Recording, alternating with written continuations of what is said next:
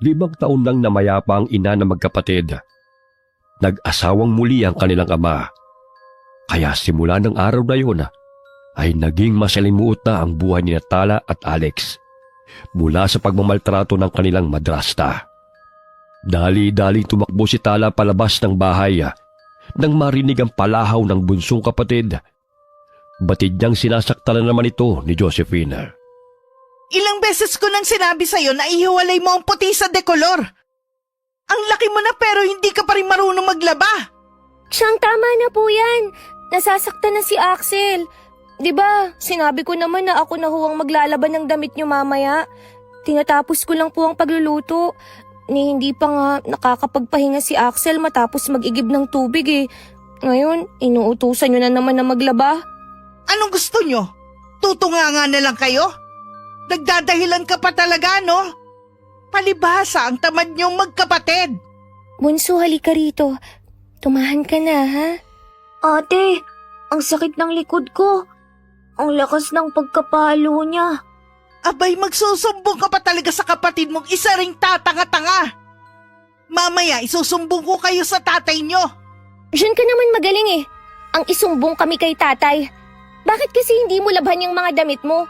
Hindi yung utos ka ng utos. Tapos magagalit ka kapag hindi na banlawan ng maayos. Imbis na maghilata ka buong araw, tulungan mo rin kami sa gawaing bahay.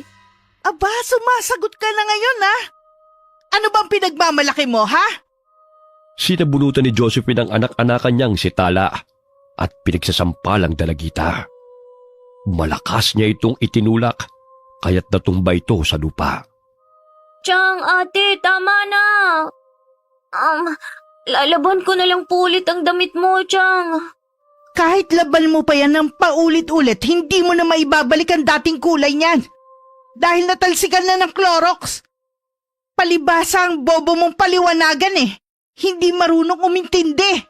Alam mo naman pala ang dapat gawin eh. Bakit inuutos mo pa kay Axel? Bakit hindi na lang ikaw ang maglaban ng mga damit mo para hindi ka puro reklamo? Gusto mo dagdagan ko pa ang sugat sa mukha mo? Mamaya makikita ninyo. Isusumbo ko kayo sa tatay nyo dahil hindi nyo ako nire-respeto. Respeto ba ka mo? Hindi yun nararapat ibigay sa'yo. Dahil hindi mo rin kami nire-respeto bilang tao. Mas masahol pa sa hayop kung ituring mo kaming magkapatid. Lahat naman ng utos mo ay sinusunod namin ah. Nagbabait-baitan ka lang kung nandito si tatay. Lumalabang ka na ngayon ah. Gusto mo bang kalbuhin kita? Eh talaga namang walang yaka eh. Ewan ko ba kung anong nagustuhan ni tatay sa'yo. Walang-wala ka sa kalingkingan ni nanay. Bukod sa masama ang ugali mo, malaki pa yung mga mata mo. Kaya siguro nakikita mo ang lahat ng pagkakamali namin ni Axel. Kaso nga lang, ang pagkakamali mo, hindi mo napapansin. Abay, sumusobra na yung kabastusan mong babae ka. Gusto mo bang palayasin ko kayong dalawa rito? Ikaw ang lumayas dahil bahay namin to. Wala kang karapatan dito. Hoy, asawa ko ng tatay nyo. Kaya may karapatan ako sa pamamahay na to. Nang mamatay ang walang kwenta nyong ina, ako na nagpapasaya sa tatay nyo. Kaya magdahan-dahan ka sa pagsasalita mo sa akin, bata ka, ha? Nagpapasaya? Puro sakit lang ng ulo ang ibinibigay mo eh. Puro hingi rito, hingi doon. Kaya nga dapat na sa amin mapunta ay sayo na lahat. Ambisyosa ka kasi. Anong sabi mo? Bastos kang bata ka. Nandidilat pa ang mga matang nilapitan ni Josephine si Tala at muling sinabunutan na. Gayon na lamang ang pag-awat ni Axel sa dalawa habang umiiyak. Binitiwan ng babae ang dalagita nang mapansin na nagtitinginan na sila ng mga kapitbahay at inawat rin sila ng mga ito. Sa susunod na bastusin mo ko, hindi lang yan ang aabutin mo sa akin. Kayo ng kapatid mong pilay. Hindi ko hahayaan na masaktan mo pa kami. Noon tiniis ko ang lahat ng pagmamalupit mo sa amin dahil ang bata pa namin. Ngayon, hindi ko na kayang tingnan at pakinggan na lamang ang kapatid ko habang umiiyak. Samantalang ikaw, nagpapakaray na sa bahay namin. Lumayas ka rito! Layas! Aalis ako rito kung ang tatay mo na ang magpapalaya sa akin. Tingnan ko lang kung sino ang pagagalitan niya mamaya. Boba! Ate, tama na po. Gagawin ko na lang pong pinag-uutos ni Chang para hindi ka na niya awayin. Halika na, Axel. Iwan na natin ang baliw na babaeng yan. Doon na tayo sa kusina. Nagugutom ka na ba? Malapit nang maluto ang sinaing. Pinagpag ni Tala ang alikabok sa kanyang damit. Matalim siyang nakipagtitigan kay Josephine bago ito pumasok ng bahay. Ipinanganak na hindi pantay ang paa ni Axel, kaya paika-ika ito kung maglakad at gumagamit ito ng saklay upang makalakad ng maayos. Isang forma ng kanilang ama, kaya madalas ay gabi na ito umuwi sa kanilang bahay. Dahilan na nagagawang pagmalupitan sila ng kanilang madrastang si Josephine.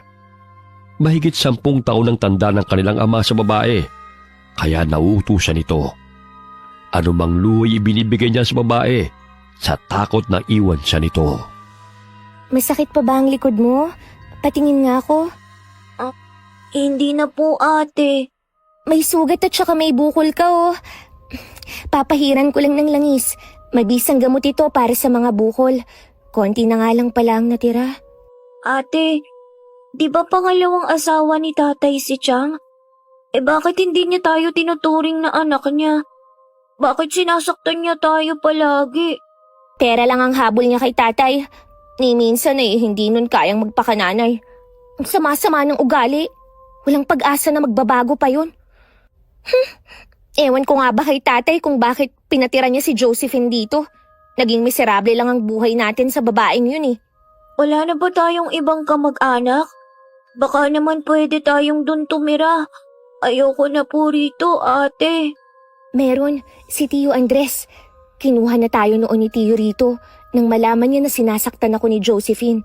Mga 3 taong gulang ka pa lang nun. Kaso nga lang, binawi tayo ni tatay sa kanya.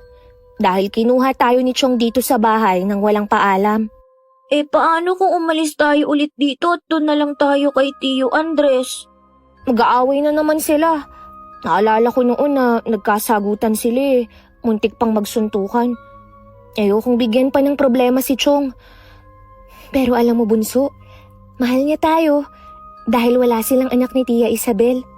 Malaki na tayo, ate. Pwede na tayong pumunta sa bahay nila. Kaso nga lang, nakalimutan ko na kung saan ang bahay nila eh.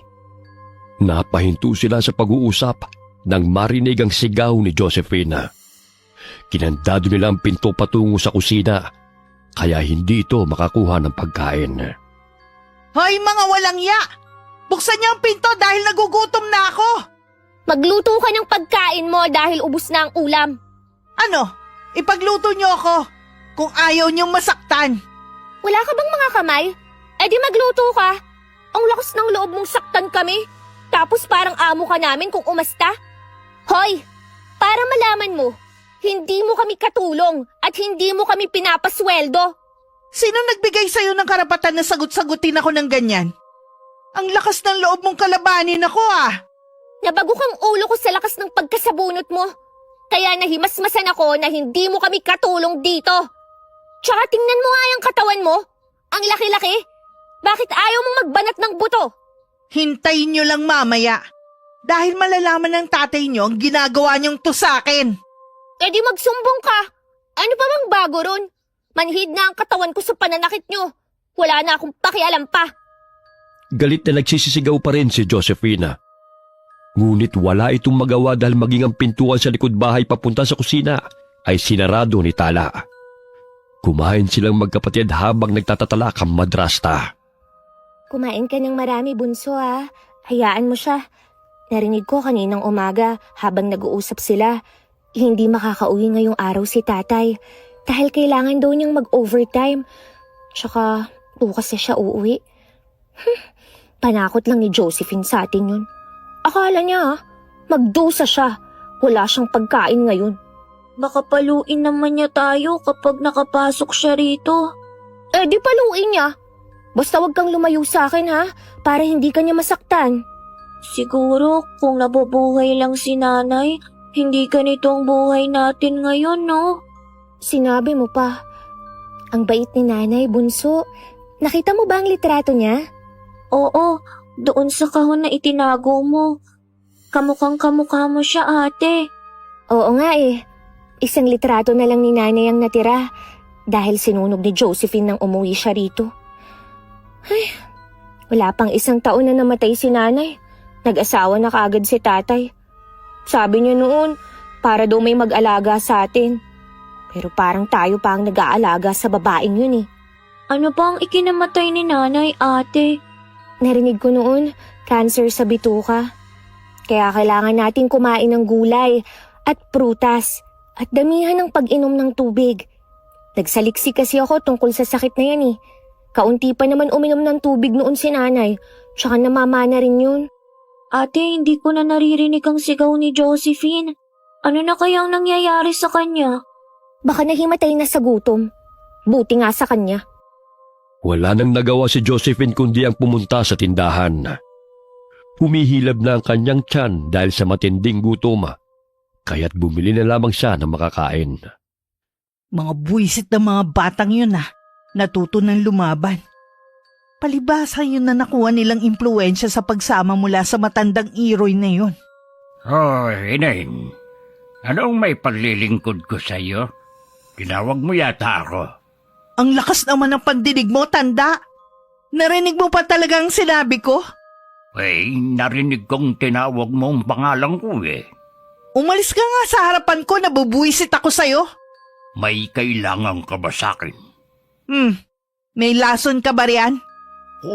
Aanhin mo naman ba ang lason? May paggagamitan lang ako. Nako, masama yan, Ineng. Nakikilala kita. Ikaw yung madrasta ng 2 bata. Abay, may masamang balak ka ba sa mga bata? Bukod sa pananakit mo sa kanila. Hoy, tanda! Wala akong masamang balak sa kanila. At higit sa lahat, hindi ko sila sinasaktan. Dinidisiplina ko lang ang mga walang modo ng mga batang yon. Ngayon nga, inubusan ako ng pagkain eh. At hindi ako magawang ipagluto, kaya bumili na lang ako ng delata. Aanhin mo naman ang lason na sinasabi mo. Maraming daga sa bahay kaya lalasunin ko. Ganun ba? Sige, umuwi ka na para mamatay na ang mga daga. Oh, anong connect dun sa pagkamatay ng mga daga? Dahil ikaw ang lason sa bahay ng pamilyang sinira mo, kaya ikaw lang sapat na para mamatay ang mga daga. Buisit kang matanda ka. Hinay-hinay ka sa pananalita mo, Ineng. Baka ikapahamak mo yung matabil mong dila. Ang baho-baho, makaalis na nga rito. Padabog na nilisan ni Josephine ang tindahan. Pangising tinatanaw siya ni Lolo Iroy habang humihit-hit ng tabako. Totoo nga ang sumbong ng mga bata. Masama ang ugali ng babaeng yun. Kawawang Tala at Axel. Ilang sandali pa'y sumulpot sa tabi ni Lolo ang magkapatid. Niyakap nila ang matanda dahil mahigit 1 linggo itong hindi nagpakita sa kanila. Naging malapit sila kay Lolo dahil noon pa man, ito na ang takbuhan nila nung mamatay ang kanilang ina. Lalo na si Axel na sakitin noon. Si Lolo Iroy na ang gumagamot sa bata. Lolo, ang tagal mong hindi napagawi rito Saan ka ba nang galing? Sa kabilang baryo, may ginabot kasi pong kinulam. Namiss ka po namin, Lolo. Kumain na po ba kayo? Oo, Iha. May dala pala akong prutas dito. Sa katunayan, gusto kong ibigay sa inyo itong guyabano. Ay, salamat po, Lolo. Nakasalubong ko yung madrasta ninyo. Abay, ang talim lang dila. Mag-iingat kayo sa kanya dahil wari ko, may masamang balak yun sa inyo. Huwag basta-bastang kumain ng pagkain na inihahain ng kung sino. Opo, Lolo. Ay, siya nga pala. Konti na lang po yung langis na ibinigay niyo sa akin. Meron pa po ba kayo riyan? Marami pa naman. Ito, sa inyo na tong isang bote. Ay, napapansin kong ang dami niyo na namang sugat at pasa Kasi nagpang-abot na naman kami ni Josephine eh. Pero lumaban na po ako. Hindi pwedeng alipustahin na lamang niya kami ni Axel. Hindi hinahayaan ng mga ganyang klaseng tao. Gusto niyo bang bigyan natin siya ng leksyon? Anong leksyon, Lolo? Basta, ako na ang bahala sa kanya. Huwag niyo nang problemahin pa. Pero Lolo, baka kami naman ang pag-initan ng babaeng yun. Alam niyo naman sa tuwing may mangyayari sa kanya, kami po yung sinusumbong kay tatay. Hindi niya na magagawa pang makapagsumbong. Basta, huwag kayong mag-alala. Bukod sa pagiging manggagamot ay maalam rin si Lolo sa kulam at baranga. Ngunit hindi niya isinasagawa ang bagay na yun. Maliban na lamang kung may tao siyang labis na kinamumuhian. Lo, doon na muna kami sa bahay niyo. Nakakairita kasi ang pagmumukha ni Josephine eh. Mamaya, kung ano na naman ang maisip nun at ibuntun sa amin ang galit niya. Maghahanap lang naman ng aasawahin ulit ang tatay ninyo. Salungat pa sa ugali ng inyong ina. Ngayon, kayong magkapatid ang kawawa. Sasama na lang kaya kami sa inyo sa panggagamot o di kaya dito na lang kami ni ate. Well, kung ako lang ang masusunod bakit naman hindi? Ay kaya lang, makagalit ang tatay ninyo. At saka paano yung pag-aaral ninyong dalawa kung sasama kayo sa akin? Ay gayong hindi naman ako pumipirmi rito at kung saan-saan ako napapadpad. Gusto ko na nga pong umalis sa bahay eh. At doon na lang kami kay Tio Andres. Kaso nga lang, hindi namin alam kung saan siya nakatira. Si Andres, yung bang kapatid ng nanay ninyo? Ay opo, Lolo. Alam niyo po ba kung saan siya nakatira? Sa pagkakaalam ko noon sa sitio Balabag sila nakatirang mag-asawa, baka makadaan ako roon at hanapin ko sila. Sige po, Lolo. Gusto na talaga naming umalis sa lugar na to eh. Dahil hindi ko na kayang pagmamaltrato sa amin ni Josephine. Lalo na kay Axel na may kapansanan pa. Napansin ni Tala na may inilagay na hibla ng buhok sa garapon si Lolo. Ilang sandali pinatakan niya ito ng abo ng tabako bago inihipan ng usok at agad na tinakpan ang garapon. Ano po ba ang ginagawa niyo, Lolo? Pausok lang yan. Siya nga pala, may dala rin akong suman dito. Ibinigay ni Mina. Hindi ko ito mauubos kaya saluhan ninyo ako. Ay, ang bango naman. Mukhang masarap nga. Kumain lang kayo, ang dami nito, oh. Si Mina talaga, ayaw akong magutom sa daan. Sana maging katulad niyo rin po ako paglaki ko, Lolo. Para naman marami akong madalang pagkain. Ikaw talagang bata ka. Mag-aral kang mabuti para hindi lang suman ang maaari mong kainin. Sa gayon kapag nakapagtapos kayo sa pag-aaral, pwede kang maging doktor. Manggagamot ka pa rin pero malaki ang sahod. Tama si Lolo, bunso. Para ipakita natin kay Josephine na hindi na niya tayo kayang alipustahin kung may magandang trabaho tayo. Akala mo kung sino? Umaasa lang naman sa pera ni tatay. Tapos si tatay, paniwalang paniwala sa lahat ng sinasabi ng babaeng yun. Samantala, dali-daling lumagok ng tubig si Josephine nang maramdaman na kumakati ang kanyang lalamunan. Ilang baso ng maligamgam na tubig na ang kanyang ininom, ngunit hindi pa rin napapawi ang kate. Buisit! Ang kati ng lalamunan ko! Expired yata ang dalatang nabili ko sa tindahan ni Rosa. Malilintikan sa akin ng babaeng yun.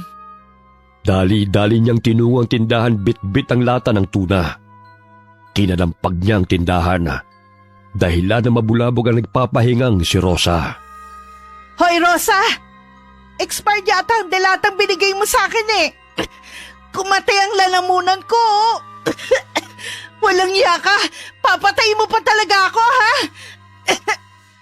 Ibinato nito ang lata sa harapan ng tindahan ni Rosa at hindi pa rin tumitigil sa pambubulyaw. Lumabas ang tindera at kinuha ang lata at binasa ang nakasulat.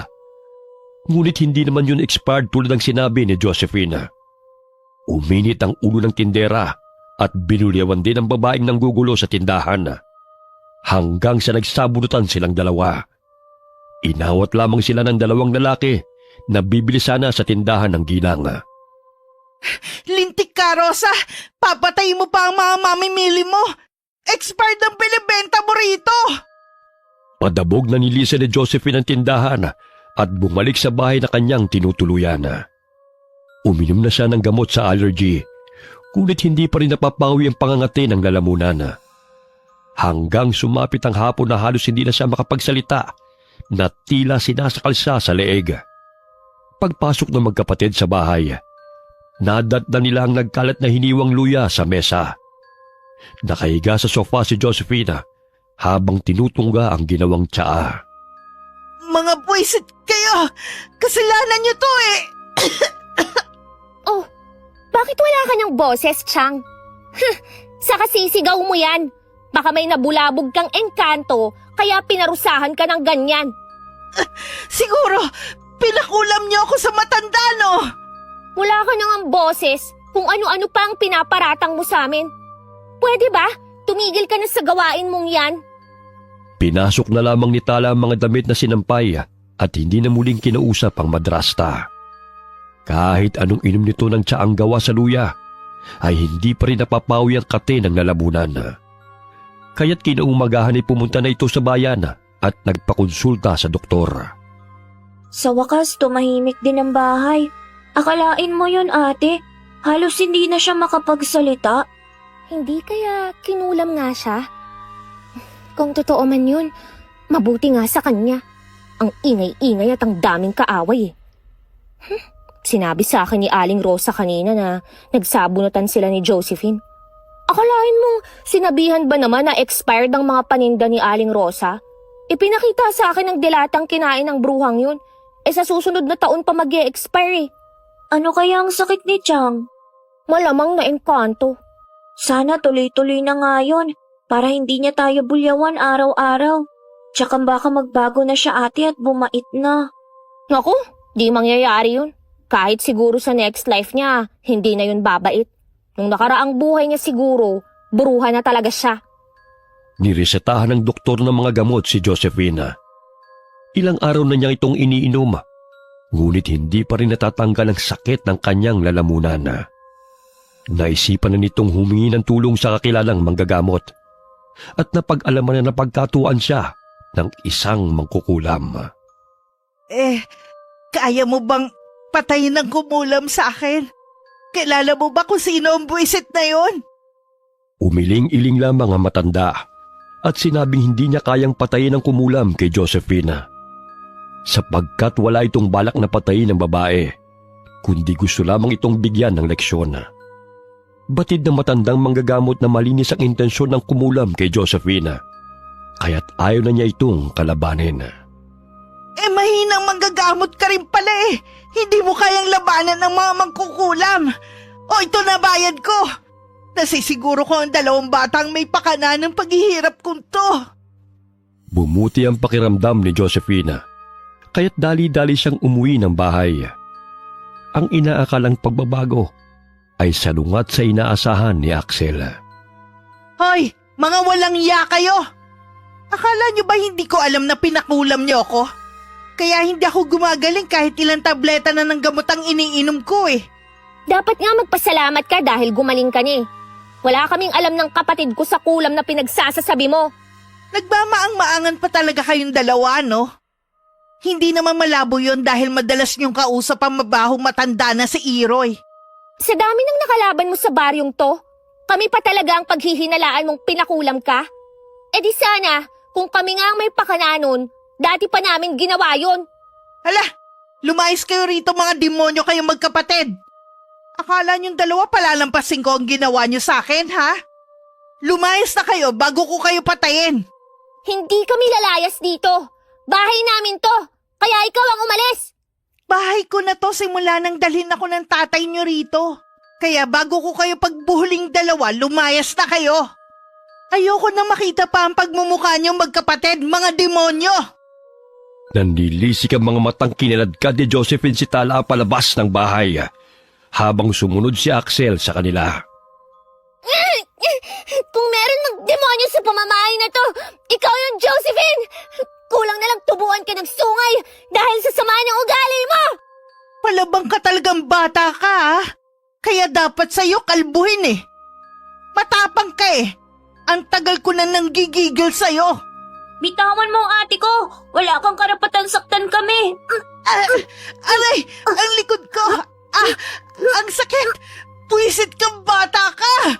Halika na ate, baka bumangon pa ang bruhang yan. Hindi na napigilan ni Axel ang sarili na hambalusin ng saklay ang madrasta. Namilipit ito sa sakit na nabitiwan si Tala, kaya't nagkaroon ng pagkakataon ng magkapatid na makalayo. Dinampot ni Tala ang ilang damit na nagkalat sa lupa at dali-daling tumakbo. Salamat, Bunso, sa pagtatanggol sa akin. Walang iya talagang babaeng yun. Ang lakas ng loob na palayasin tayo sa sarili nating bahay. May araw din siya. Babalik tayo rito. At siya naman ang palalayasin natin. Sa ngayon, doon na muna tayo pansalang makituloy sa kubo ni Lolo Iroy. Eh paano kung wala na naman siya ron? Ipagdasal na lamang natin na nandun siya. Kung wala, kailangan nating hanapin si Tio Andres sa Sitio Balabag upang doon na muna manirahan.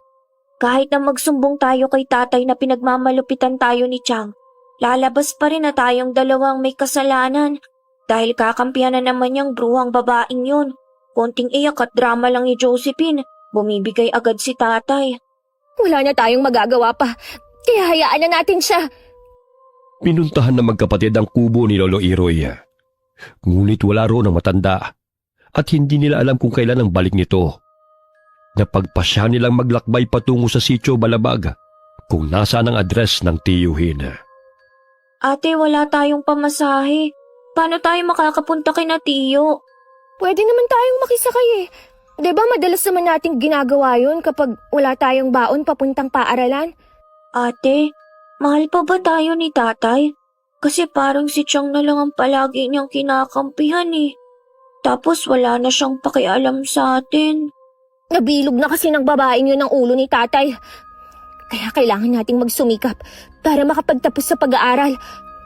Hanapin natin si Tio Andres dahil siya lang ang makakatulong sa atin. Malayo pa lamang ay kumakaway na si Tala sa truck na paparating. Nakiusap sila sa driver na kung maaari makisakay sila hanggang sa Sitio Balabag. Ngunit ayon sa driver ay hindi rin ang kanyang patutunguhan. Bagamat maaari niyang ibabang dalawa sa kalsada patungo sa baryong yon. Sige po, Manong. Ayos na po yun. Makikisakay na lang tayo ulit sa ibang sasakyan na dadaan, ate. Yun na nga ang gagawin natin. O siya, dahan-dahan sa pag-akyat ha. Baka madulas ka. Nakisakay sa likod ng truck ang magkapatid, palayo sa baryo kung saan sila nakatira. Halos 40 minuto rin ang kanilang nilakbay bago huminto ang truck sa kalsada. Hanggang dito na lang siguro tayo. Dahan-dahan lang, Bunso ha. Marami pa kayang sasakyan ang napapadaan dito? Siguro. Manong, maraming salamat po sa pagpapasakay sa amin ha. Mag-ingat po kayo. Ngumiti ang driver sa kanila at muling pinaandar ang truck. Umpo sa gilid ng daan ng magkapatid hanggang sa mapansin na may sasakyan na dumaan. Subalit nilagpasan lamang sila nito. Sayang naman ayaw tayong pasakyan. Marami-rami pa naman sigurong sasakyan na mapapadaan. Maghintay lang tayo. Ate, parang uulan. Kailangan muna nating sumilong. Naku, ngayon pa talaga umulan. Pumasok na muna tayo sa gubat upang kumuha ng dahon ng saging. Ang lakas ng kulog at kidlat. Natatakot ako, ate. Ngayon lang ako muli nakalabas ng baryo, Bunso. Nagtanong-tanong na lang tayo sa mga tao kung saan ang Sitio Balabag. Ate, parang may dumitila sa paa ko. Baka ahas. Namilog ang mga mata ni Tala nang makita ang mabangis na baboy ramo na nasa kanilang tabi. Kaya't hinila niya ang kapatid palayo sa hayop na yun at nagsimula na silang tumakbo sa loob ng kagubatan. Kasabay ng pagbagsak ng malakas na ulan ay tumatakbo sila upang takasan ng dalawang baboy ramo na humahabol sa kanila. Ate, wag mo ko iwan. Ayoko maging pagkain ng mababangis na hayop. Ang saklay mo, huwag mong bibitawan ha. Pwede mo yung ihambalo sa kanila. Ate, malapit na sila. Kakagatin na niya ako. Akin ang isang saklay mo at ihahampas ko sa kanila. Shoo! Lumayo kayo sa amin! Shoo! Shoo! Dumampot ng bato si Axel at inihagi sa dalawang baboy ramo na lumulusob sa kanila. Patuloy silang tumatakbo kahit hindi nila alam kung saan patungo. Hanggang sa makarating sila sa maliit na kuweba at doon sila sumilong. Nasaan na kaya tayo? Malayo-layo na ang tinakbo natin. Mamaya, may mga ahas sa kuwebang ito. Ate, nakakatakot naman ang lugar na to. Sinasabayan pa ng malalakas na kidlat at kulog. Anong lugar na kaya ito? Ayun, parang may napapansin akong tao.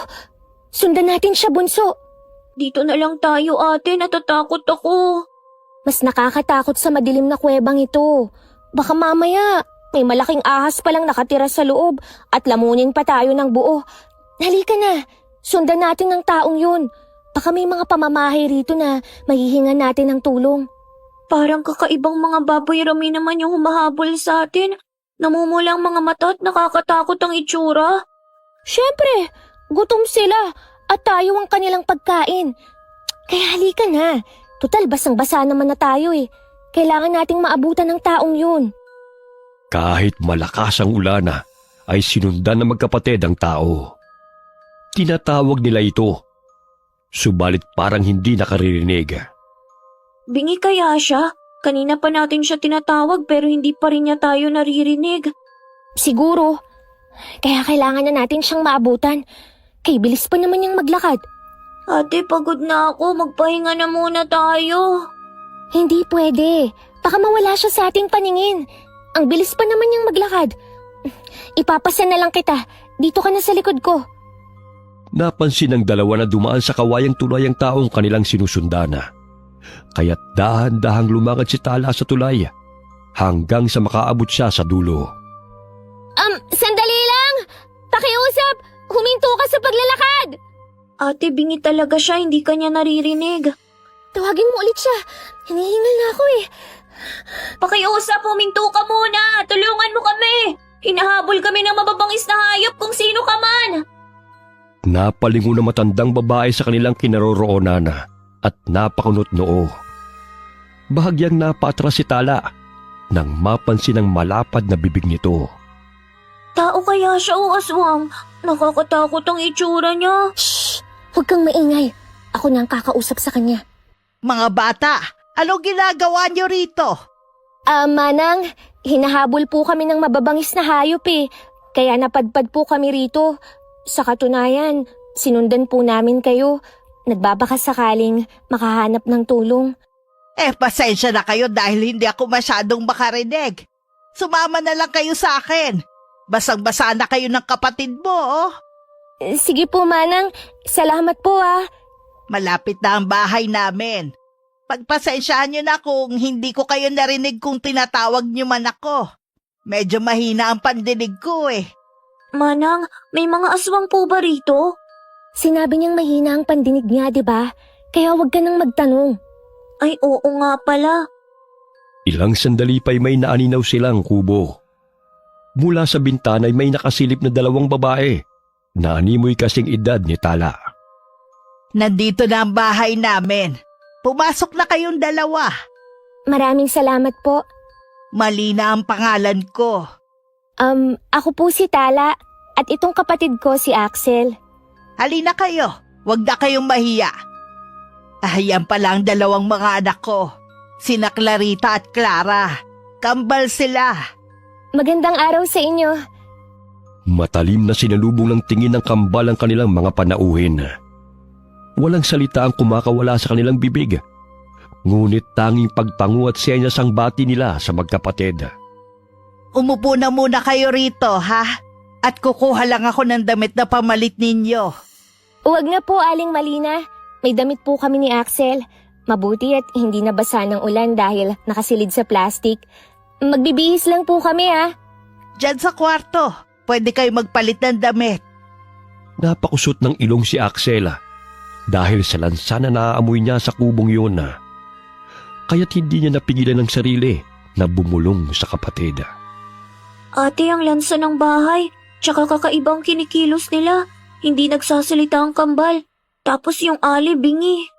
Ikaw nga, Pilay eh. Kaya tumahimik ka nga. Mamaya paalisin pa tayo rito dahil pinipintasan natin sila. Sige na, magbihis ka na. Tapos yung bunganga nila, bakit ang laki? Konti na lang aabot na sa tenga. May ganun talaga. Hindi naman pare-pareho ang mukha ng mga tao. Si Josephine nga, Parang kasing laki ng kwago ang mata nun, di ba? Kaya huwag ka nang magtaka. Gumagabi na, kaya't mas lalong tumindig ang balahibo ni Axel.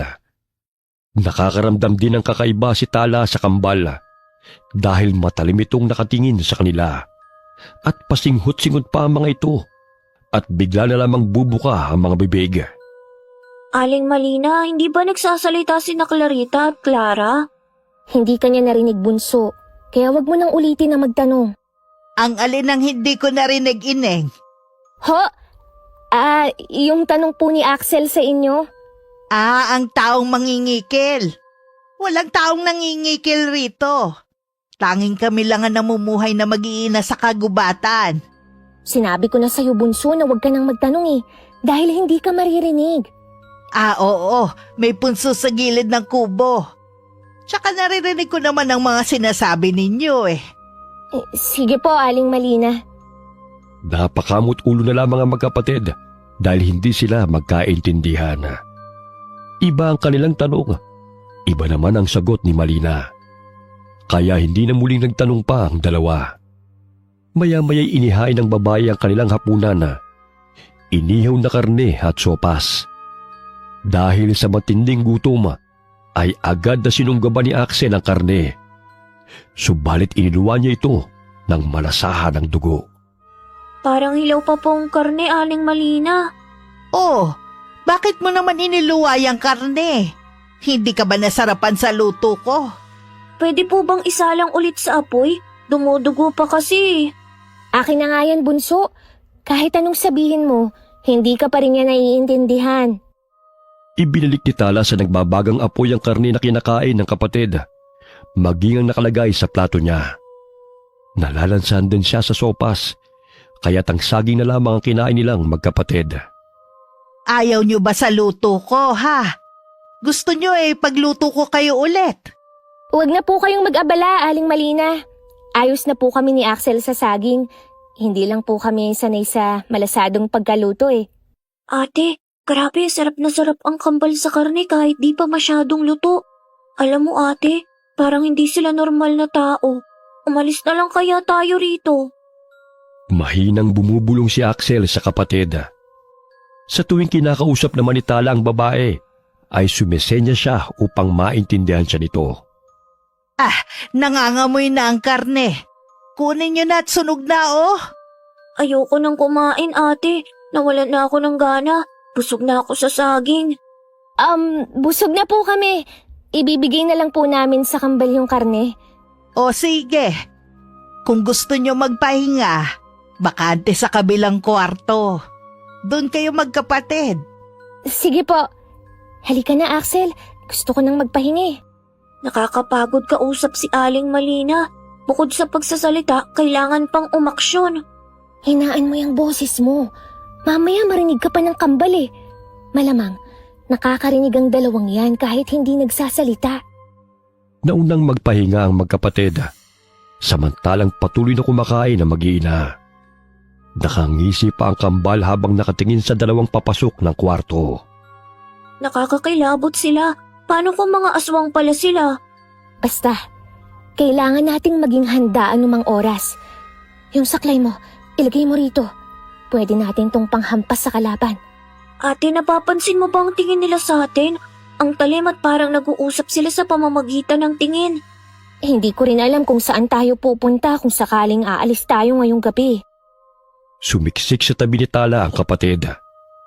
Ramdam niya ang takot nito, kaya't niyakap na lamang niya si Axel. Pwede ka nang matulog. Babantayan kita, bunso. Ate, maaari naman tayong dumaan sa bintana. Umalis na lang kaya tayo rito ngayon. Tignan mo sila, parang nag-uusap sila Magkadikit ang kanilang ulo. Isasara ko na muna ang pinto para naman isipin nila na nagpapahinga na tayo. Tapos mauna kang lumabas ng bintana. Sige po, ate. Dahan-dahang lumabas ng bintana si Axel at sumunod si Tala. Nasabit pa sa pako ang suit niyang damit, dahilan na hindi siya kaagad nakababa ng bintana. Ano ba to? Kung kailan ka nagmamadali, doon pa masasabit ang damit ko sa pako. Ate, dalian mo na riyan. Sandali lang. Nasabit kasi ang damit ko sa pako eh. Hinila niya ang damit, dahilan na bigla yung napunit at bumulusok siya pababa ng bintana. Aray! Ang sakit ng tagiliran ko. Ate, halika na. Parang tapos na silang kumain. Sige, tayo na. Ang dilim, saan na tayo pupunta nito? Maghanap tayo ng bahay. Baka meron tayong madadaanan. Hinahawi nila ang mga dahon sa daan. Hindi may kubli ng magkapatid ang takot. Hindi man nila alam kung saan sila patutungo, ngunit naroon pa rin ang pag-asa na may matatagpuan silang bahay. Ilang sandali pa'y narinig nila ang sigaw ng kambal na animoy na gulat nang wala na sila sa silid kung saan sila nagpapahinga. Bunso, kailangan na nating bilisan dahil alam na nila na umalis na tayo sa kubo. Ate, hindi ko makita ang daan. Sige lang, Bunso. Magpatuloy ka lang sa paglalakad. Ate, sinusundan na nila tayo. Nahihirapan na akong makatakbo. Ipapasa na lang kita sa aking likod. Hampasin mo sila ng saklay kung sasaktan ka nila. Hinihingal na tumakbo si Tala karga ang kapatid. Nakaramdam siya ng pagod, kaya't saglit silang napahinto sa malaking puno ng akasya. Nagtago sila sa malaking ugat ng puno at pasilip-silip na tinatanaw ang mga sumusunod sa kanila. Tangi ang liwanag ng buwan na nagsisilbi nilang ilaw. Napatampal sa bibig ang dalagita nang maninag ang kambal na may bit-bit na palakol. Malapad ang ngisi ng mga ito habang ginagala ang paningin sa paligid. Bunso, mga aswang nga sila. Basta huwag kang lumikha ng ingay ha. Hawakan mo ng mabuti ang saklay. Yan lang ang maaari nating panlaban sa kanila. Natatakot ako, ate. Baka mahuli nila tayo. Shhh! Papalapit na sila. Mahahanap pa rin namin kayo kahit saan man kayo magtago. Gusto niyo pang makipaglaro sa amin, ha? Nakita mo ba si Clarita? Hindi pa. Pero alam kong hindi pa nakalalayo ang mga yon. Doon banda ka maghanap at dito naman ako. Kailangan bukas ay may kakatayin ulit tayo. Sariwang karne na naman ang kakainin. Karne! Gusto ko ng karne ng tao! Pigil hininga ang magkapatid habang nagkukubli sa ugat ng puno. Mahigpit na hinawakan ni Tala ang saklaya upang ihampas yun sa mga aswang na naghahanap sa kanila. Hindi ko sukat akalain na ito ang kahahantungan natin, Bunso.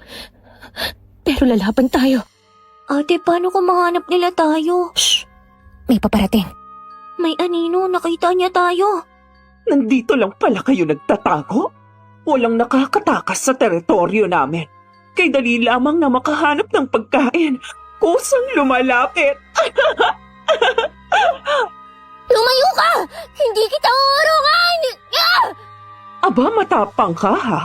Pero hindi na uubra sa akin yan. Dahil tatagtarin ko yung katawan mo at magiging almusal ka na kinabukasan. Hinataw ng kambal na aswang si Tala, ngunit malakas na hinambalo siya ng dalagita ng saklay.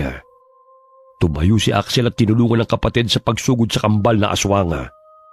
Nabitiwan nito ang palakol, kaya't dinampot yun ng batang lalaki. Sige, lumapit ka. Puputulin ko yung kamay mo. Hoy, pilay na bata. Akala mo talaga makakaya mo ko? Hindi mo nga kayang makalakad ng diretsyo eh. Huwag mong insultuhin ng kapatid ka! Etong saya! Ah! Aray, ang mata ko! Ang sakit! Ito pa! Tanggapin mo!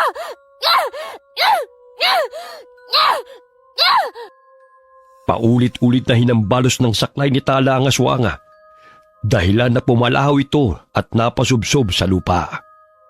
Narinig yun ang kambal nitong si Clara, kaya't dali-dali itong kumaripas ng takbo patungo sa kinaroroonan ng kambal nitong aswang.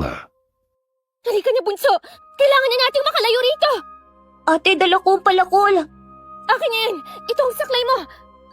Hindi alintana ng dalawang madulas na daan, basta makalayo lamang sila sa mga aswang na gustong pumatay sa kanila. Hanggang sa mabangga ni Axel ang tao na nasa kanyang harapan. Ate, aswang! Ngayon mo ang kapatid ko! Etong saya! Ah! Hinay-hinay lang mga bata. Lolo Iroy! Lolo, ikaw nga! Lolo, hinahabol kami ng mga aswang. Tulungan niyo po kami. Gusto po nila kaming patayin. Muntik mo pang biyakin ng bungo ko din ah. Ay, teka lang. Bakit kayo narito? Anong ginagawa ninyo sa lugar na ito? Pinalayas kami ni Chang, kaya umalis kami sa baryo upang puntahan si Tio Andres.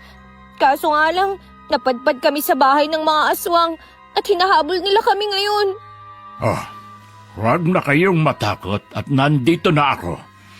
May naririnig akong mga sigaw kaya hinanap ko. Mabuti na lamang at naisipan kong gumala dahil sunod-sunod na ang patayan sa baryo Pandakan malapit lang dito. Siguro, yung mga aswang nakambal, sila yung pumapatay. Yung kambal? Naku, makukulit talaga ang mga batang aswang na yan. Walang kadala-dala.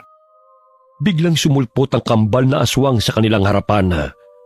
Kaya't nagtago silang magkapatid sa likod ni Lolo. Nandito na naman kayo.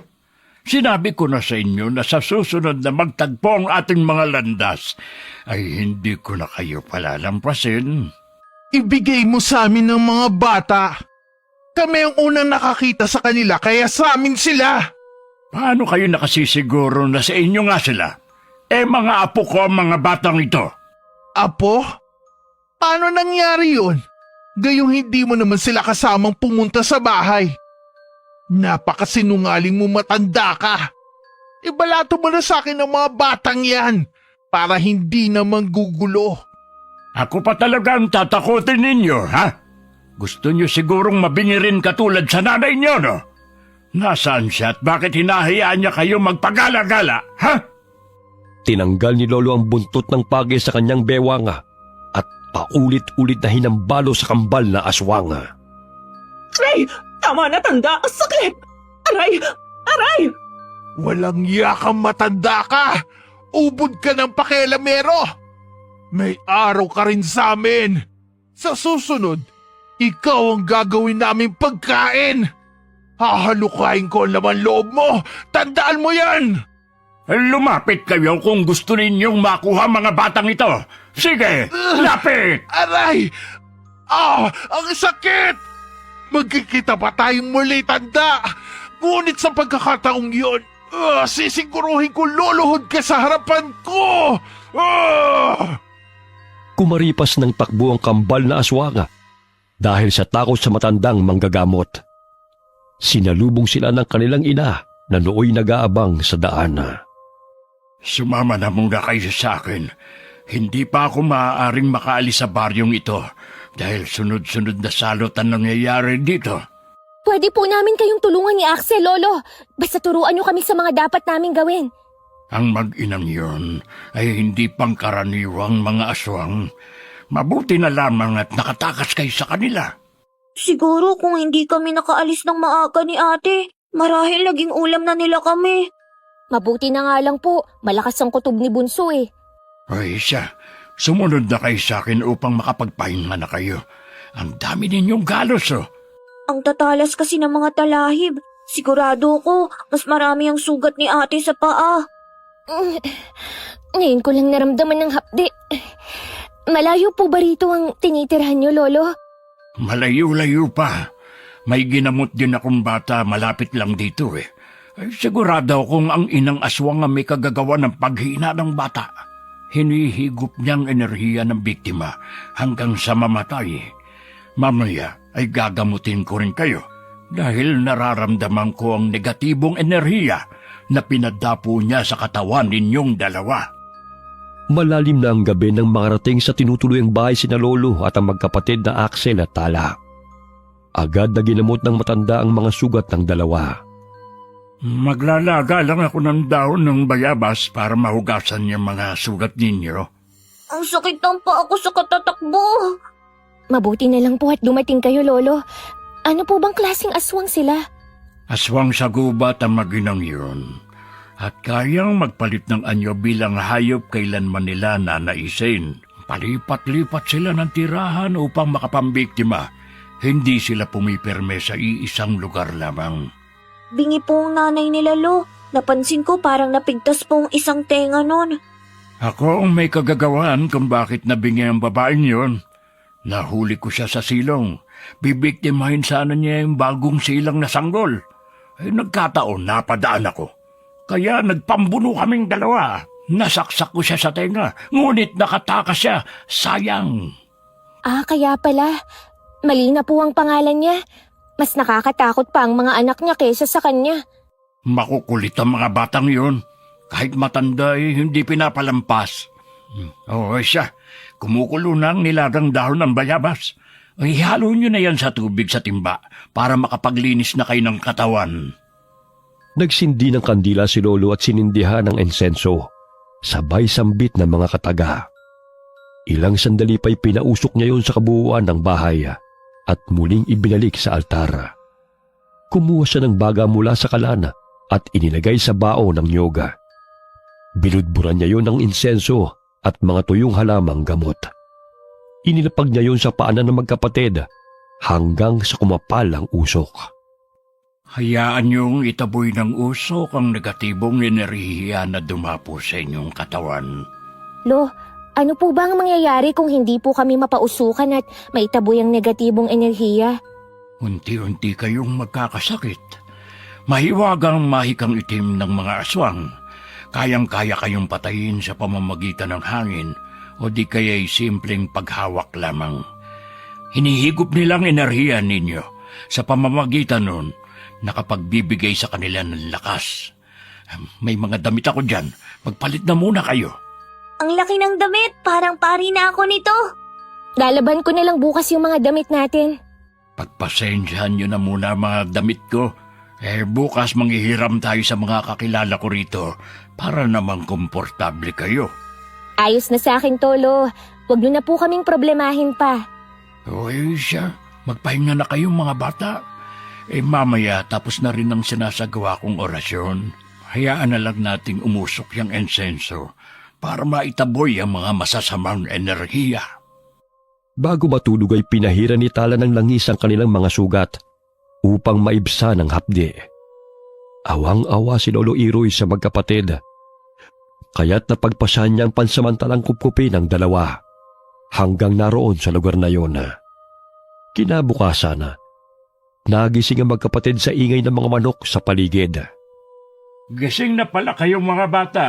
Halina kayo't nang makapag-almusal na tayo. Aray, ang sakit ng mga binti ko. Ang sakit din ng buong katawan ko. Sa layo ba naman ang tinakbo nyo Halina kayo rito para naman mabawasan na yung pananakit ng katawan ninyo. May tiyaan na gawa sa malunggay rito, Lo, may bahay rin pala kayo rito? Pwede bang dumito na lamang kami hanggat hindi pa namin nakikita si Tio Andres? Oo naman. Nagpatayo na ako ng kubo dito dahil madalas naman ako nang gagamot dito. Para naman may natutuluyan ako kapag matagal ang pamamalagi ko sa baryong ito. Mamaya gusto niyo bang magkatay tayo ng manok? Sige po, Lolo. Siya. Bago yun, itong kamote at saging na muna ang almusal natin.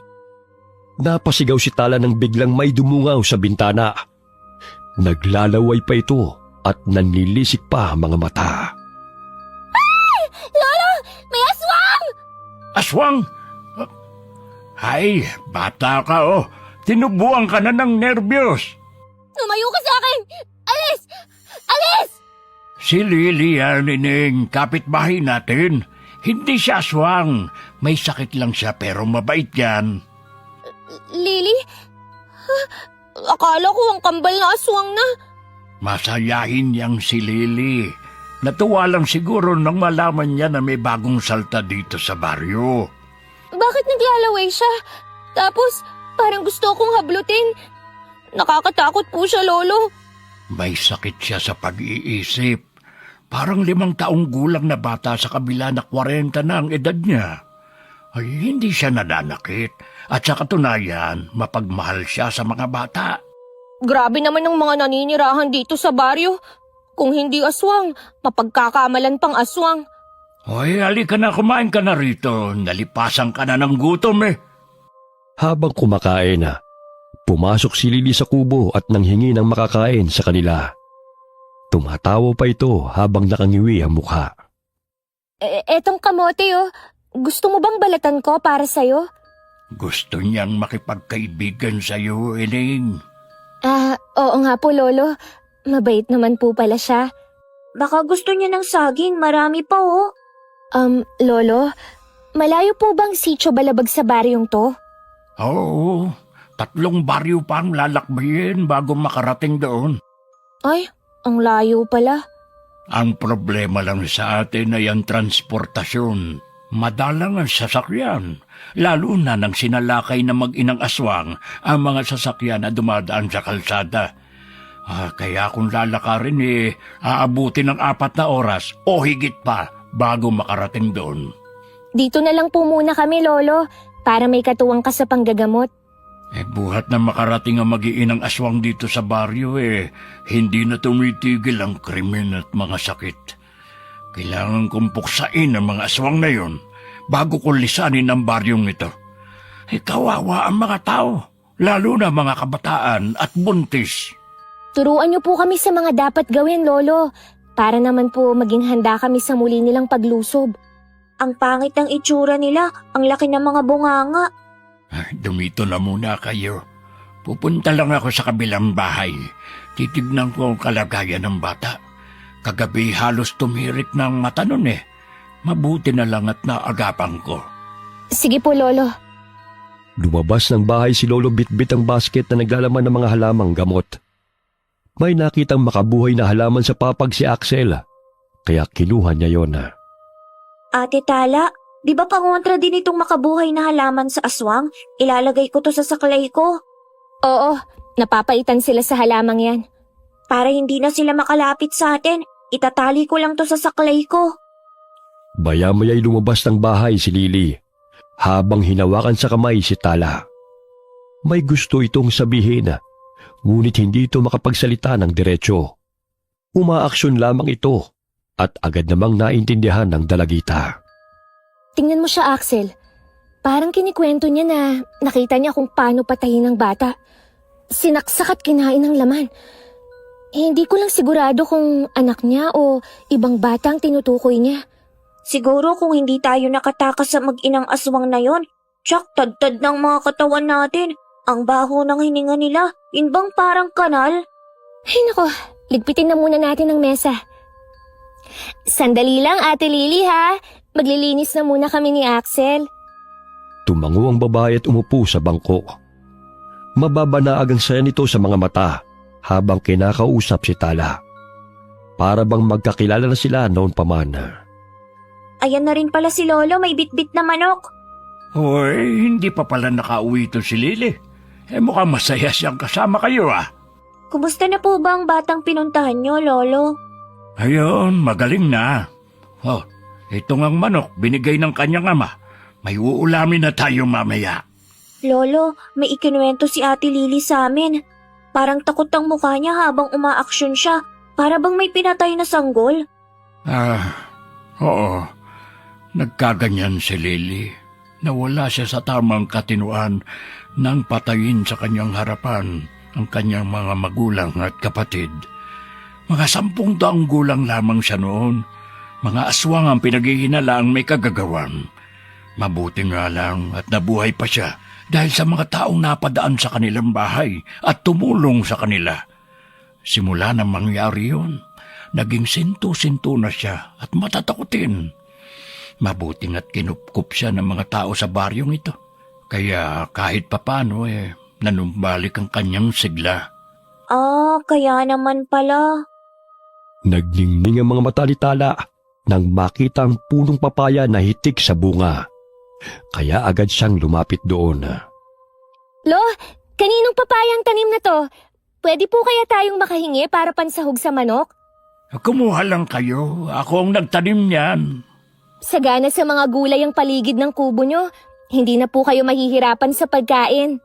Itong naging libangan ko rito bukod sa panggagamot Naging masaya ang pananatili ng magkapatid sa lugar na yon, kasamang matandang manggagamot. Sumasama sila kay Lolo sa tuwing manggagamot ito sa baryo. Unti-unti silang natuto sa mga paraan ni Lolo upang lunasan ang anumang sakit. Maging ang mga pangontra sa mga masasamang elemento ay naging maalam na silang magkapatid. Ginabi sa pag-uwi si Lolo kasama sina Axel at Tala galing sa panggagamot. Hoy, sinabi ko naman sa inyo na doon na kayo sa bahay eh. Nahirapan ka patuloy, Axel. Ayos lang po ako, Lolo. Sanay na po akong maglakbay ng nakasaklay. Lo, parang may sumusunod sa atin. Naririnig niyo ba ang mga yabag? Magpatuloy lang kayo sa paglalakad, mga bata. Ate, baka aswang ang mga yun. Talasan mo lang ang mga mata mo. Ayun, parang may tumatakbong hayop. Di ba nagaan yung baboy ramong mga aswang? Marahil sila na nga yun. Kinalas ni Lolo ang buntot ng pagi na nakatali sa kanyang bewang at iginala ang paningin sa kasukalan. Maging alisto kayo, mga bata. Alam kong nasa paligid lamang sila. Lo, wari ko yung mga hayop sa paligid. Hindi kaya sila na yan? Makiramdam lang kayo. Sige na, magpatuloy lang kayo sa paglalakad. Naririnig niyo bang kakaibang sipol na yun, ate? Nakakakilabot naman yun. Tinatawag nila ang isa't isa sa paraang yan. Kaya maghanda kayo. May paparating na mga baboy ramo. Axel! Umilag ka! Sinugod sila ng dalawang mabalasik na baboy ramo. Dahilan na matumba si Axel. Ngunit bago pa siya napain ng mabangis na hayop, ay malakas na hinampas ni Lolo ang buntot ng pagi sa likod nito. Dahilan na umalingaw-ngaw sa loob ng gubat ang atungal ng baboy ramo. Kasamahan mo pala ang dalawang batang yan, tanda. Ngayon sisiguruhin ko na papatayin ko na kayo sa pagkakataong ito. Wala kaming ititira sa inyo. Wala kayong kadala-dalang mag-ina. Naghahanap lang kayo ng sakit ng katawan. Ikaw na matanda ang walang kadala-dala. Itigil mo na ang pagtulong sa mga tao. Baka nakakalimutan mong sila ang dahilan kung bakit namatay ang iyong asawa at anak. Isa kang hangal, Iroy! Yun ay dahil sa kagagawa ng katulad ninyong mga masasamang aswang. Niyanggaw ninyo ang asawa kong si Luisa at pinatay ang aking anak. Hindi pa kayo nakontento? Pinaako pa ninyo ang kasalanan na hindi naman si Luisa may kagagawan sa pagkamatay ng mga bata, kundi ang kapatid mong itinuring na kaibigan ng asawa ko. Mga traidor kayo! Kahit anong gawin at sabihin mo, hindi pa rin magbabago na ang mga tao ang pumatay sa mag-ina mo. Bakit hindi ka nalang sumanib sa amin para patayin ng mga tao para makapagiganti ka sa kanila? Napakakitid ng utak mo, Malina. Hindi lahat ng mga tao ay kasing sama ninyo. Hindi magbabago ang isip ko na puksain ang mga aswang na kagaya ninyo hanggang sa huling hininga ko. Hindi ko makakalimutan ang ginawa ninyo sa aking pamilya. Hindi mga taong pumatay sa aking mag-ina, kundi kayong mga aswang. Sinugod ni Lolo ang inang aswanga. Mabilis itong tumakbo upang iwasan ang buntot pagi na hinahambalos ni Lolo. Mula sa puno'y tumalo ng inang aswanga at nilundagan ito si Lolo. Kaya't nagpagulong-gulong sila sa damuhana at nagpambuno. Kung hinahayaan mo lang kami, hindi tayo aabot sa ganito, tanda. Ilang kasamahan ko na ang pinatay mo. Kaya hindi ako titigil hanggat hindi ka rin napapatay. Wala kayong karapatang mabuhay sa mundong ito. Uubusin ko ang lahi ng angkan ninyo na siyang dahilan ng pagkamatay ng mag-ina ko. Hindi ka nag-iisip, tanda. Hindi mo kami kalaban, kundi ang mga taong tinutulungan mo. Huwag mong bilugin ang ulo ko dahil sa baluktot mong paniniwala. Dahil sa kasakiman at kawalang hiyaan ninyo, kaya kayo tinutugis ng mga tao. Sinakal ng inang aswang si Lolo, kaya't ganun din ang paglaban ng matandang manggagamot sa kanya. Nagpalitan sila ng lakas, hanggang sa muli nagpagulong-gulong sila sa damuhana. Samantala, paulit-ulit na hinambalos ni Axel ang saklay sa baboy ramong sumusugod sa kanya. Nandilat ang mga mata ng bata nang biglang nagbago ito ng anyo bilang aswang. Tigilan mo yung paghahampas mo, bata. Ang sakit! Aray! Aray! Akala mo etong sayo! Matapang ka na ngayon, pilay ha? Aray! Aray! Pilay pala ha. Sige, insultuhin mo pa ako dahil babasagin ko yung bungo mo. Papatayin kita! Luluray-lurayin ko yung katawan mo at hahalukayin ko yung lamang loob mong bata ka! Lumundag ito patungo kay Axel. Subalit malakas siyang hinampas ni Tala gamit ang sanga ng kahoy. Dahilan natamaan ito sa panga. Malakas na atungal ang pinakawalan ng kambal na aswang dahil sa sakit. Ang panga ko!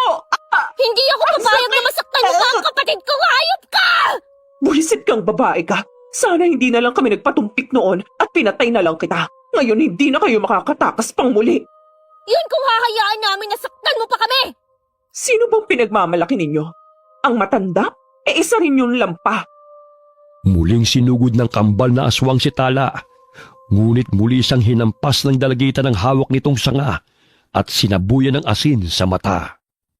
Aray! Kamata ko! Axel, magtago ka na, bunso! Ako nang bahala rito! Pero ate, Sige na! Hanggat may oras ka pang makalayo rito! Ako na ang bahala sa walang yang aswang na to! Kinuha ni Tala ang tansong patalim at paulit-ulit na sinaksak sa tagiliran ng kambal na aswang na si Clara. Itigil mo yan! Titigil lang ako kung hindi ka na humihinga! Kayo ang pumapatay sa mga tao sa baryo! Lalo na sa mga inosenteng bata! Kaya dapat lang sa inyo ang mamatay! Nay! Tulong! Tulong! May rason kung bakit kami naligaw ni Bunso sa baryong ito! Yun ay ang puksain ang mga kagaya niyong mga aswang! Hindi kayo magtatagumpay! Muling inundayan ng saksak ni Tala sa dibdib ang kambal na aswang na si Clara. Pasinok-sinok ito habang humahango sa paghinga at unti-unting binabawian ng buhay.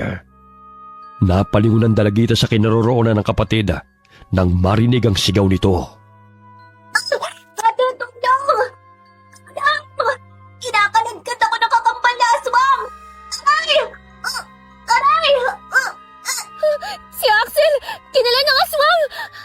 Kailangan ko silang sundan! Ang kapatid ko, Diyos ko! Pinatay ng kapatid mo ang aking kambal. Pwes papatayin din kita. Bitiwan mo ako, aswang! Ang sakit ng likod ko! Ate! Tulong! Hindi ka na maabutan ng kapatid mo ng buhay. Maging ang babaeng yun, papatayin ko. Salbahe ka! Bitawan mo ako! Tanging ang sigaw na lamang ng bunsong kapatid ang sinusundan ni Tala. Nadulas pa siya sa daan dahil ang dilim ng paligid. Hanggang sa muli niyang marinig ang boses ni Axel. Malapit lang sila rito! Ayun sila! Bitawan mo ako! Pangit! Pipitiwan lang kita kung patay ka na. Isasama kita sa mga kalansay na tinipon namin ni Clara. Hoy! Bitiwan mo ang kapatid ko! Ang bilis mo rin palang tumakbo Mabuti naman na sundan mo kami. Dahil isasama rin kita na ihuhulog sa hukay ng mga kalansay. Magsasalita pa sana ang aswang na si Clarita. Ngunit inihagis ni Tala ang tansong patalim at bumaon yun sa kanang dibdib ng kalaban. Aray! Natamaan ko siya! Bunso! Bunso, nasan ka na? Ate, nandito ako. Hindi kita makita. Umangon si Axel at paika-ikang lumayo sa aswang na nooy na mimilipit sa sakit. Naninag ni Tala ang kapatid na nooy nagkukubli sa kahoy. Kaya't dahan-dahan niya itong nilapitan. Bunso! Halika doon tayo! Kailangan na nating makaalis dito! Nasisinghot ko ang masangsang na amoy. Sigurado akong dito nga ang imbakan nila ng mga bangkay. Ate, may nakuha akong matigas na bagay. Ito. Buto yan ng tao, Bunso! Ay, pero pwede naman tong panghampas sa kanya. Nabitawan ko kasi ang saklay ko. Magtago na muna tayo. Mamaya susulpot na naman ng aswang na yan eh. Napatay mo ba talaga ang kapatid niya? Siguro, nanghihina na yun nung iwan ko eh. Sige, magtago kayo! Pero hindi na kayo makakalayo pa. Naamoy ko ang lansa ng dugo niyo magkapatid. Kaya pagbutihin niyo magtago dahil kapag nahuli ko kayo, Dudurugin ko talaga ang mga bungo nyo at lalantakan ko ang mga utak nyo! Andiyan na siya. Akin niya ang buto. Magtago ka lang dyan, ha? Nanginginig ang katawan ni Axel habang nagkukubli sa likod ng puno. Napagtanto niya na hindi sapat ang mga pangontra tulad ng halamang gamot upang labanan ang aswang. Kinakailangan ng tibay ng loob at malakas na katawan. Ate, nandyan na siya. Parang asong pasinghot-singhot, oh. Shh! Naaaninag ko ang butas. Doon nga nila itinatapon ng mga kalansay. Ang sangsang ng amoy. Pigil ang hininga na magkapatid habang nagkukubli sa likod ng puno. Ilang sandali pa'y pinalo ni Tala ang ulo ng aswang gamit ang hawak nitong buto. Ngunit nasanggayon ang kalaban at nagpambuno silang dalawa. Nagpagulong-gulong sila hanggang sa bumagsak sila sa butas kung saan naroon ang mga kalansay. May tubig pa roon, dulot ng ulan noong nakaraang araw. Ate Tala! Tumakas ka na, bunso! Walang makakatakas sa inyong dalawa. Maging ang kapatid mo'y lilibing ko rito! Ikaw ang ililibing ko rito! Ah! Aray! Kung kaya mo akong takasan, edi napakaswerte mo. Hindi ko hahayaan na makawala ka pang muli. Lalo na't pinatay mo ang kakambal ko. Isa kang hangal. Nilublob ng aswang si Tala sa maruming tubig. Halos hindi na makahinga si Tala dahil sa hindi makayanan ng amoy. Kailangan gumawa ko ng paraan upang mailigtas si ate. Alam kong dehado siya sa hayop na aswang na yon. Lampas dibdib ng dalagita ang tubig, kaya't habol-habol ang kanyang paghinga sa tuwing hinihila siya ng aswang pailalim. Bukod sa malansang amoy, ay halos mamatay siya sa pagkakasakal nito sa kanya. Nagkataon na nilublob ng aswang si Tala sa tubig, gayon din ang paghambalos ni Axel gamit ang sanga sa ulo nito. Dahil sa lakas ng paghampas, ay nawala ng balanse ang aswang at nabitiwan ito si Tala.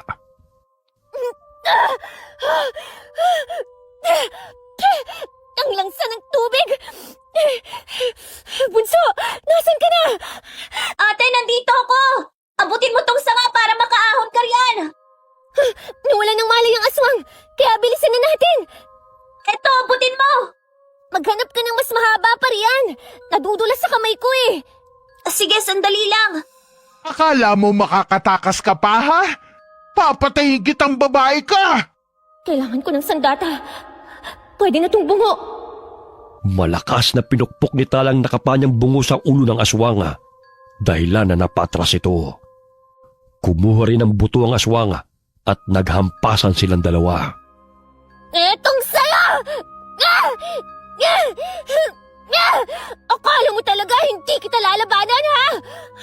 Ikaw ang nababagay na ilibing dito, kasama ng mga kalansay! Isasama kita! Hindi kita mapapatawad sa pagpatay mo sa kapatid ko! Eh kung nagpapakabait kayo, sana hindi nyo aabutin to! Ate, ito na. May nahanap na akong baging, abutin mo. Hoy bata! Huwag ka nang mag-aksepa ng panahon dahil maging ikaw isasama ko rito! Halika rito! Dahil ikaw ang isasama ko sa mga biniktima niya! Umigop ng hangin si Tala bago lumublob sa tubig. Hinila niya ang paa ng aswang, kaya't natumba ito at kinampay nito ang mga kamay. Tingnan ko lang kung makakahinga ka pa. Ang daldal mo eh. Higupin mo ang lahat ng tubig para tumahimik ka na. Ate, ano nang nangyayari dyan? Ayos lang ako rito, bunso. Huwag mo na akong alalahanin. Patay na ba ang aswang, ate? Konti na lang siguro. Malulunod na to. Ilang sandali pa'y tumigil ang aswang sa pagkampay ng kanyang mga kamay. Kaya't binitiwan siya ni Tala. Nasaan ka ba, bunso? Nandito ako, ate, oh. Abutin mo tong baging, dali. Sige, hilahin mo, bunso. Ang dulas pa naman ng lupa. Sige pa. Konti na lang. Ay, ang bigat mo, ate. Ay, salamat, bunso. Muntik na ako mapatay ng aswang na yan. Halika na, balikan na natin si Lolo. Saan tayo dadaan? Ang dilim-dilim. Parang sa bandang kaliwa. Hindi ako sigurado pero subukan na lang natin. Ay, ang baho! Grabe! Nakakasuka ang lansa ng tubig. Doon nila itinatapon ng mga kalansay ng mga biktima nila. Saglit silang napatigil sa paglalakad.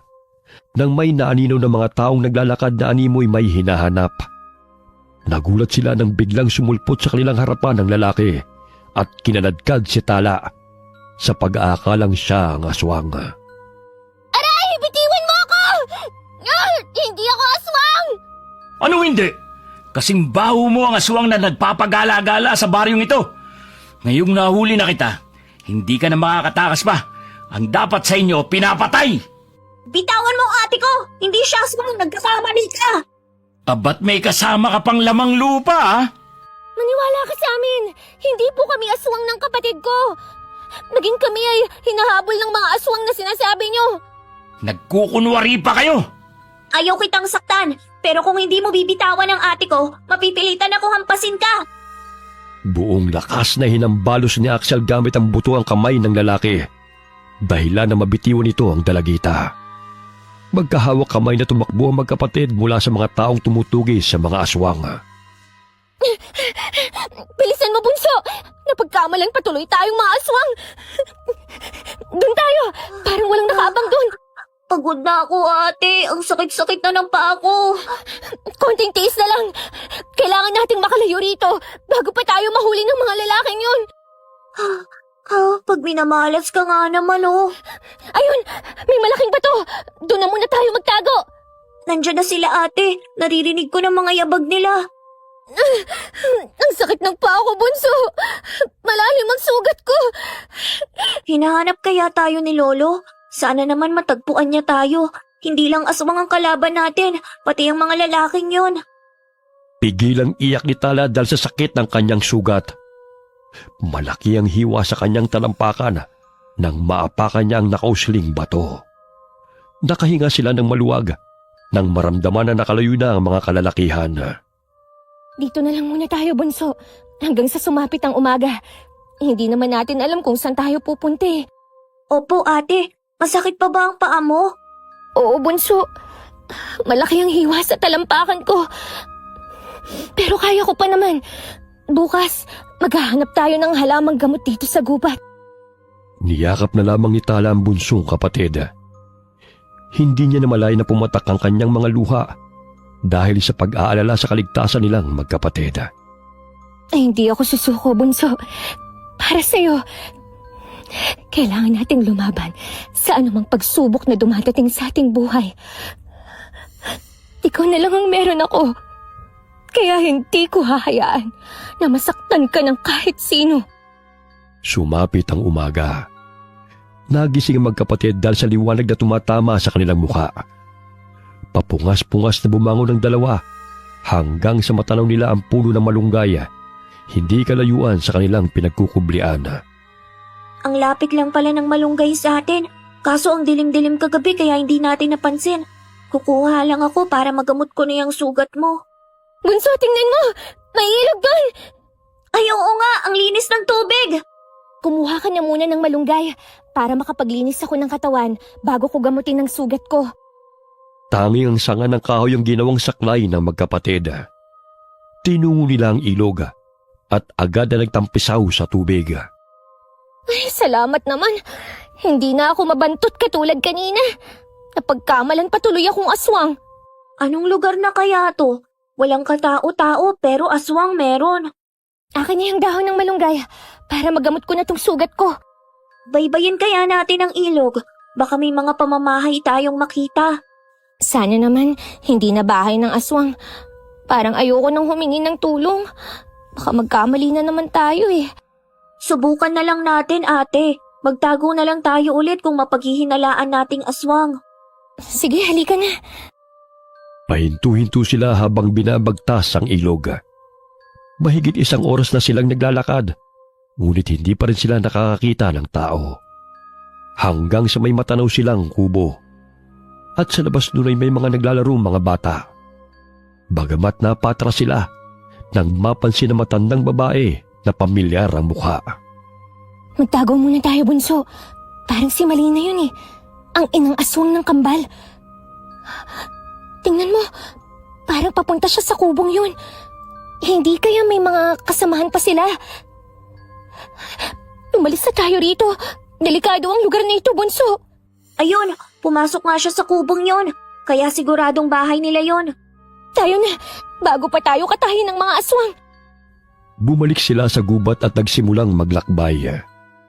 Muli nilang nadaanan ang hukay kung saan sila naglaban ng kambal na aswang. Lumitaw pa ang ulo ni Clarita na nooy wala ng buhay. Doon tayo, bunso. Mas ligtas pa tayo sa gubat dahil meron tayong mapagtataguan. Ate, makakaligtas pa kaya tayo? Siyempre naman, huwag kang mawalan ng pag-asa.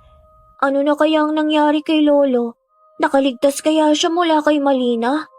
Buhay pa ang ina ng kambal. Sana naman, nasa maayos na kalagayan si Lolo. Halos mawala na ng malay si Tala dahil sa pagod. Dumidilim na ang kanyang paningin dahil sa sakit ng kanyang sugat sa talampakan. Bigla na lamang siyang natumba, kaya't impit na iyak ang ginawa ni Axel dahil sa nangyari sa kapatid. Ate, gumising ka! Huwag mo akong iwan! Bunso, hanapin mo si Lolo. Hayaan mo na ako rito. Hindi kita iiwan, bumangon ka na riyan! Hindi ko na kaya. Sige na. Kapag nahanap mo na siya, balikan mo ako rito. Ilang sandali pa'y tuluyan nang nawala ng malay si Tala. Maya-maya'y may dumaang mag-ama na nangangahoy, kaya tinulungan sila ng mga ito. Napabalikwas ng bangon si Tala nang maramdaman na may dumampi sa kanyang mukha. Lolo?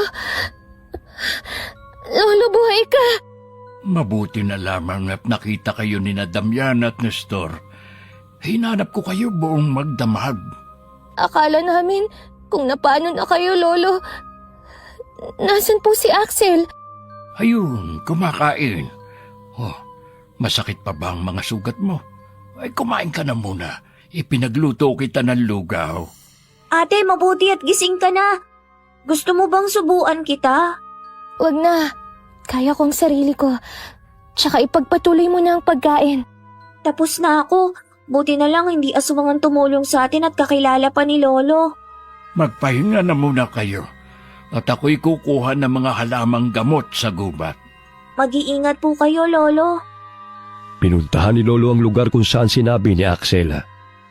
Tumambad sa kanyang paningin ang hukay kung saan naroon ang mga kalansay. Kabilang naroon ang bangkay ng aswang na kambal na nakalaban ni Tala. Dumiretso si Lolo sa kubo sa tabi ng ilog, kung saan huling nakita ng magkapatid si Malina. Napag-alaman ni Lolo na hindi yun pamilya ng aswang, kundi humingi lamang ng tulong ang inang aswang. Bagamat nang bumungad sa paningin ng may-ari ng kubo ang itsura ni Malina, ay tumanggi itong tulungan ng babae. Kailangan kong magpausok ng insenso. Sa gayon ay mawala ang negatibong enerhiya na iniwan ng aswang na yon. Gusto pa talagang bigyan ng sakit ang pamilyang naninirahan sa kubong ito. Nagsagawa ng orasyon si Lolo at may ibinigay na insenso sa mga magulang ng bata. Tuwing gabi dapat silang magpausok upang maitaboy ang negatibong enerhiya na siyang nagbibigay ng sakit sa pamilya. Sinunod na mag-asawang habili ni Lolo, kaya nabigo ang inang aswang sa masamang balak nito. Hoy, tanda! Pati ba naman dito sinusundan mo ko? Wala ka nang ginawa kundi ang pakialaman ako! Dahil ikaw ang nagpapakalat ng sakit sa baryong ito. Wala ka nang ginawa kundi ang maghasik ng lagim. Pero anong napala mo? Wala! Pinatay niyo ang dalawang anak ko, kaya sisingilin ko kayo ng doble! Hindi na mangyayari yun. Nakatakas ka man noon. Ngunit sisiguruhin ko ngayon, natitigil ka na sa kahibangan mo, Malina. Malakas na hinambalos ni Lolo ang buntot ng pagi sa babaeng aswang. Sa pagkakataong yun, ay halos doble ang sakit habang dumadapo yun sa katawan ng aswang, sapagkat sa pinahid na apdo ng ahas na may sangkap ng arok at makabuhay na halaman. Sa tuwing hinahambalo siya ng buntot ng pagi, ay nananalitay sa katawan ng aswang ang pait na tila kinukuryente ito. Ay! Anong ginawa mo, tanda? Tigilan mo yan!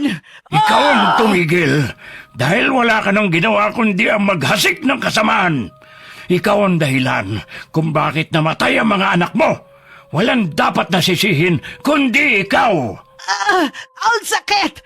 Tama na! Tama na! Damhin mo ang sakit ng bawat hampas na dumadapo sa iyong katawan. Kulang pang kabayaran ng buhay mo sa bawat pamilyang pinagkaitan mo na makasama ang kanilang mga mahal sa buhay. Dahil sa inyong mga halangang kaluluwa, maraming pamilyang naghihinagpis. Bawa ka! Hindi ko na kaya ang sakit! Ngayon mo sabihin sa akin kung bakit kailangan kong sumanib sa inyo. Gayong wala namang kahantungan ng mga ginagawa ninyong kasamaan, kundi kaparusahan at kamatayan. Tama na! Hindi ko na kaya! Gumapang palayo si Malina dahil sa panghihina ng katawan. Halos lumuhod siya sa pagmamakaawa sa matandang manggagamot dahil hindi na nito makayanan ang sakit. Gumuhit ng krus sa lupa si Lolo, sabay na umusan ng orasyon.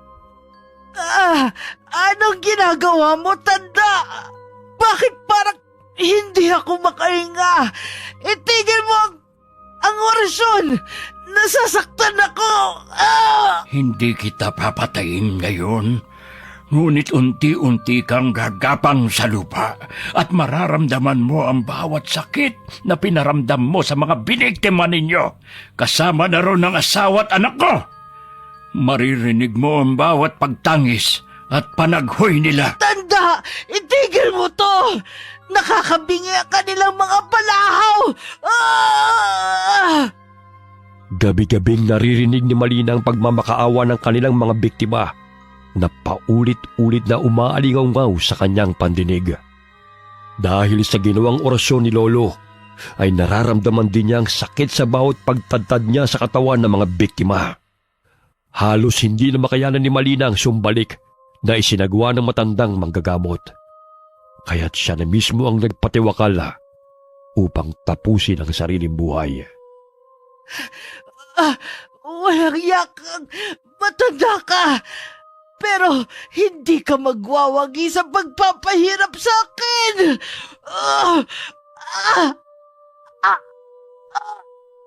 Dilat ang mga matang natagpuan ng mga mangangahoy ang bangkay ni Malina na nakasabit sa puno, habang mahigpit na nakapulupot ang baging sa leeg nito. Nabalitaan yon ni na Lolo at ng magkapatid. Patay na po si Malina, Lolo. Oo, Iha. Mabuti na yun upang hindi na mamuhay sa takot ng mga tao. Baka naman nabaliw dahil namatay ang mga salbahe niyang anak, Lolo. Hayaan na natin sila. Bukas na bukas, hahanapin natin ang Tio Andres ninyo. Kailangan niyong magpatuloy sa pag-aaral, hindi yung tumutugis ng mga aswang.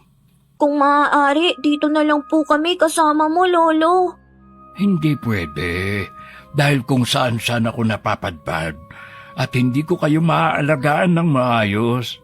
Maghahanap po ako ng trabaho, Lolo. Doon na kayo sa tiyo ninyo. Maaalagaan niya kayo at mapag-aaral. Huwag nang matigas ang ulo, mga bata, ha? Kinabukasan hinitid ni Lolo Andres sina Tala at Axel sa sitio Balabag, kung nasaan ang tiyo ng dalawa. Masaya silang tinanggap ng mag-asawa at pinangako ang pag-aaralin sila. Lo, maraming salamat po sa lahat ng tulong niyo sa amin ni Axel, ha. Pangako po, bibisitahin po namin kayo sa baryo. Mag-aaral kayo ng mabuti at magpapakabait, ha? Opo, Lolo. Maraming salamat po, Lolo. Tuwing bakasyon ay bibisitahin po namin kayo. Royce, kailangan ko nang bumalik sa baryo. Baka mamaya ay magkaiyakan pa tayo rito. Inihatid ng tauhan ni Tio Andres si Lolo sa baryo Pandakan. Napag-alaman din ng ama na magkapatid na doon na sila naninirahan sa sitio Balabaga, kaya sinundo sila nito. Bagamat nagmatigas ang magkapatid na bumalik sa dati nilang tinitirhan, dahil hindi na makayanan ng pagmamaltrato ng kanilang madrasta. Ngunit labis ang pakiusap ng kanilang ama sapagkat walang mag-aalaga kay Josephine dahil may malubhang sakit na ito. Papauwiin niya tayo para alagaan ng babaeng yun. Gagawin na naman tayong alila. Ayoko siyang alagaan. Tapos kapag gumaling siya, sasaktan na naman niya tayo.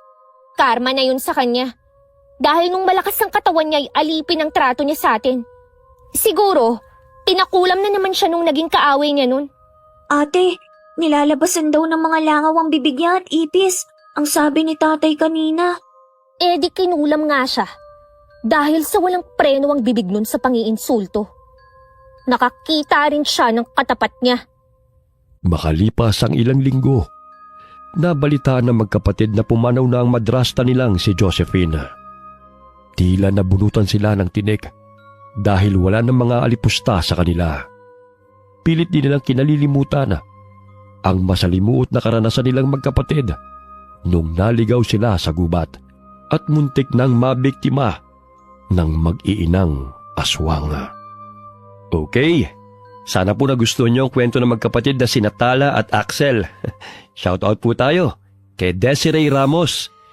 Desiree, kamusta ka and God bless you and your family. Shoutout kina Julius Deloro at kay Jasmine Jane galing kay Jane Gonzaga. Shoutout din sa Deloro family and Royo family. Kamusta po kayong lahat? Hi kay Sharon Solero Masaga. Shoutout kay Aiko na nasa Bahrain, coming from Kaila. Hi din daw sa kuya niya at sa papa niya. Hi kay Josefina Coracha. Hi Genevieve Suko from Singapore. Shoutout kina Roshan and Jacqueline. Uy, matulog daw kayo ng maaga ha. Kung magkukwentuhan daw kayo, pabulong na lang para hindi na pupuwet yung mga kasama nyo. Peace po ha, peace. Hi kay Erica Ember from Singapore. Hi Annalyn Montanas from Jeddah, Saudi Arabia. Hi Rosalie Clemente from Abu Dhabi. Hi kay Widely Mooring. Hi kay Ami Yong. Kamusta kayo ma'am? Hi Ann Fuentes from Dubai. Hi kay Emma Merino from Antique. Hi kay Cliven Dubalan. Hi Delia Catu from Muntinlupa. Shout out kina Mr. Samuel Tubosa, Manong Dodong Tubosa, and Joy Cuevas Tubosa from Kuala Lumpur, Malaysia. Kamusta po kayo? Hi kay Elton June Iranon from Canada. Hi Nerilyn Bolongon from Saudi Arabia. Shout out kina Chanel and Dewey de la Cruz na nakikinig habang natutulog. Paano yun? Kamusta po kayo? Hi kay Richelle Adapon. Hi kay Ann Fuentes from Dubai. Shout out sa mga taga Qmart Cubao, Quezon City. Galing kay Virgil Latore. Kamusta po kayong lahat dyan? Hi kay Jeneline Mix Vlog from Kuwait. Shout out kina Oliver at Sherilyn na laging nakikinig sa atin sa Intramuros, Manila. Salamat po. Hi kay Helen Sibulan. Hi kay Rosita Ocampo from Kuwait. Hi Lady Dam. Hi kay Ami Viray from Talim Island, Binangonan, Rizal. Shout out kina Chong, Vinyas, Atisado, Mirabel, and Fajardo family.